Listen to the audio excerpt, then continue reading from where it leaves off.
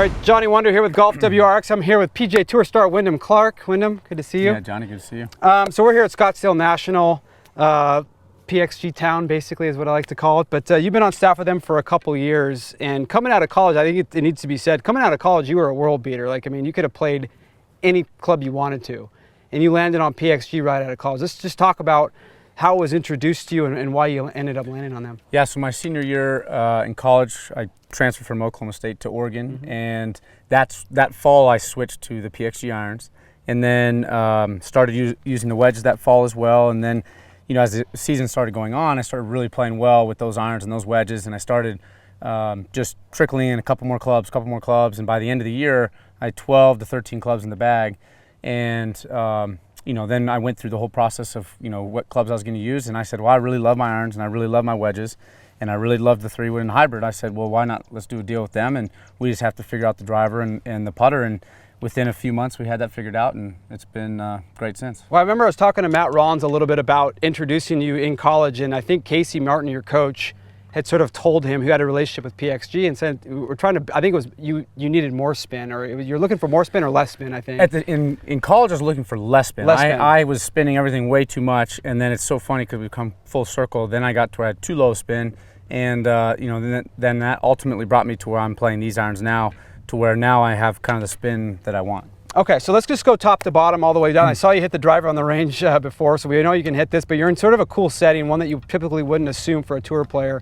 You're in the XF, which is a little bit more forgiving, a little more stable head. So talk to me about why you're in that one. So I'm a low spin guy. I'm a very unique player in the sense that I'm high speed but low spin. Usually high speed players are, you know, very high spin. Right. And because I'm low spin, they have this head that has most of the weight in the back, and this, you know, adds, you know, anywhere between I think something like 300 to 400, maybe even more. RPMs of spin, and so this got me kind of in that money range where I like to be, which is around 2,500 for spin. And so I'm in this one, and it also has a little draw bias, and I hit a fade, so it kind of neutralizes my fade a little bit. And you're also in shout out to Toronto and my boys at Acra. So you're in a TZ6 shaft, which is kind of a counterbalance shaft, if I remember correctly, and it actually it does. If I remember correctly, it's got a little bit of a softer tip in it. It does, yes. Okay. A little bit softer tip. Once again, promoting a little bit more spin for you. That's why we got into it. So. Okay. So then we're going to go to the 3-wood. You're in a Gen 2. Yep. It's a higher lofted 3-wood. It's a 16-degree Gen 2 3-wood. So talk to me a little bit about the spec of this club. So similar thing. I struggled with spin. So I was spinning it too low, which not many guys have that issue. And so I went into a 16-degree. And then I have also this hazardous shaft, which has a, you know, this is a, this one's a little bit higher spin of a shaft, and then I have the weight a little bit back into the heel so that I can promote a draw if I ever want to draw it off the tee. And now we got this to where I'm spinning it, you know, low 3000s, which is kind of where I want it. That's right, the money spot. So for as far as the carry distance for this, just a normal stock shot, this is a 280 carry type 280, thing? Yep. Okay. So then we go into the hybrid. You're in a Gen 2 19 degrees, so I guess this would sort of operate as your 2-iron. Yep. In the Even Flow Project X. Talk to me about like why this and not like a 5-wood, or like what is, because some people don't like hybrids. Yeah. I was kind of the same way before I went to PXG. I had a 5-wood, right, and I really liked my 5-wood. And then PXG designed such a great hybrid to where it doesn't have that left bias, and so when I hit it, I don't hit big snap hooks, and it's able to go straight. And then I really liked this, you know, kind of into greens and off the tee more than I did the 5-wood, and so I transitioned into this.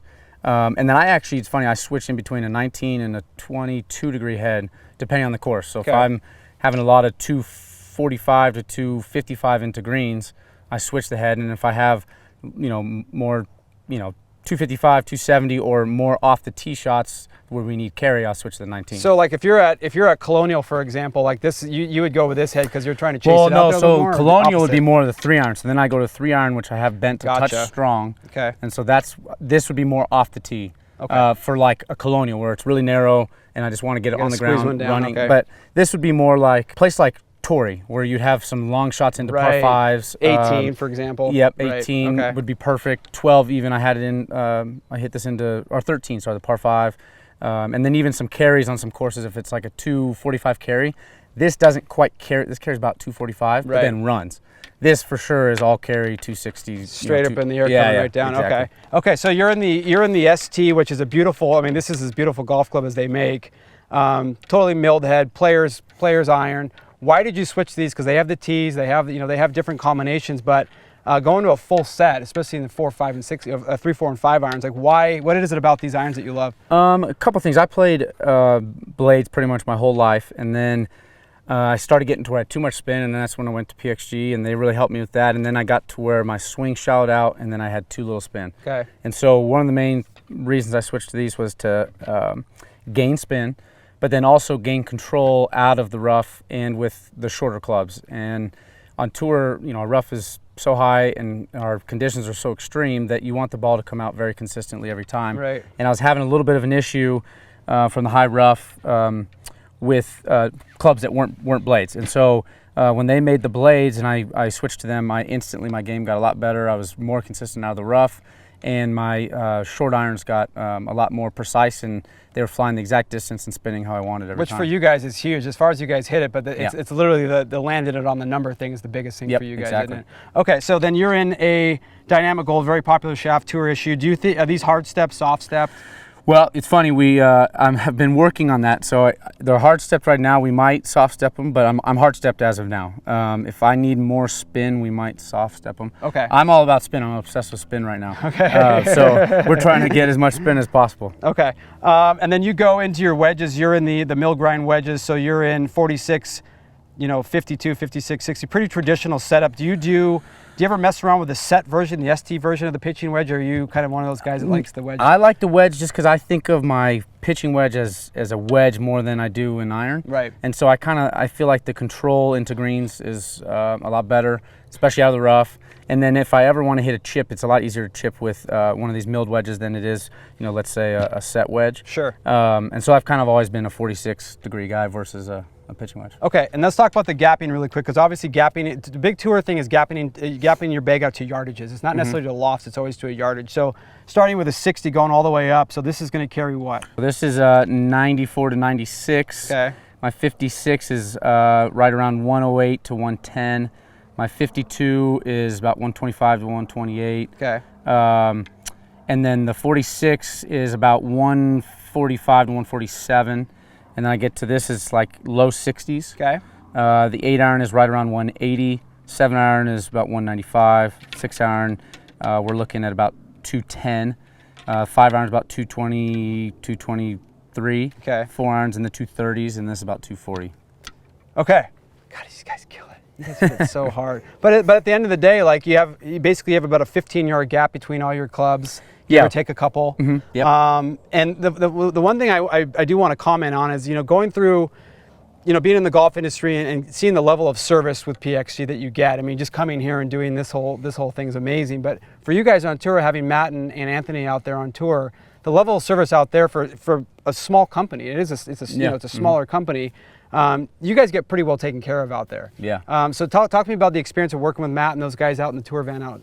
Well, what's nice about PXG is it feels like a boutique company because it is smaller, but they give so much attention to each player. So it doesn't matter if Ryan Moore, James Hahn, Pat Perez, myself, we all get an equal amount, and that's a lot of attention. Right. And that's what's nice versus some other companies that have hundreds of guys on staff. They can't give every guy that much attention. Right. And so for us, in any given event, there's anywhere between 2 to 5, 6 guys out there. And so we have 2, maybe sometimes 3 guys at a tour event just for us. And so that's amazing. There's just so much, so much care and so much dedication into everything that happens at PXG. And and then when you come out here, it's even more attention and more love from that. So. Let's talk about this. So we're standing on the edge of the I don't even know what you call it, the stadium short game area here at Scottsdale National. Like, you're out on tour, you go to Augusta, you've seen all those places. Like, how good is this short game area? Yeah, this facility is pretty incredible. You can hit every shot, you can have fun. It looks fun, it is fun, and there's been many days I've spent a lot of time out here. So it's a great practice area facility. One of the best things that we have here is just the exclusivity and how private it is. And when I come out here, I'll come out with my coach or caddy, or even the guys with PXG, and we'll work on the clubs, and we don't get interrupted. Right. We have, complete, silence and everything. So it's great. Control over your environment, exactly. basically, yeah. So it's really nice. Okay, last 2 questions. If you had to win one golf tournament, what's your dream tournament to win? That's easy. The Masters. Attaboy. Yeah. Okay, and as far as the tour is concerned, 2020 is coming up. What are you most what are your goals? What do you want to do this year? I've not won on tour yet. That's definitely a goal. I would Which love. to most people is actually kind of a shock, because I figured maybe you won 2 or 3 times by now. Yeah, I have not won yet. I've been in contention many times, so I'd love to get a win. I want to play in my first major. That's kind of a small goal, but I'm hoping to play in all 4. Okay. And then I want to make it to the Tour Championship. So Okay. whatever that takes, and is if that's winning multiple times or just having a lot of good finishes, I want to get to the Tour Championship. So looking into 2020, if you could identify one part of your game that you really thought that was potentially holding you back, is it your mind? Is it certain shots, or what do you think it is? Definitely my iron game. My iron game last year on tour was not good. It was in the high 100s, and so that's something that I'm working on with my coach. Okay. Working on with PXG, trying to get that dialed in.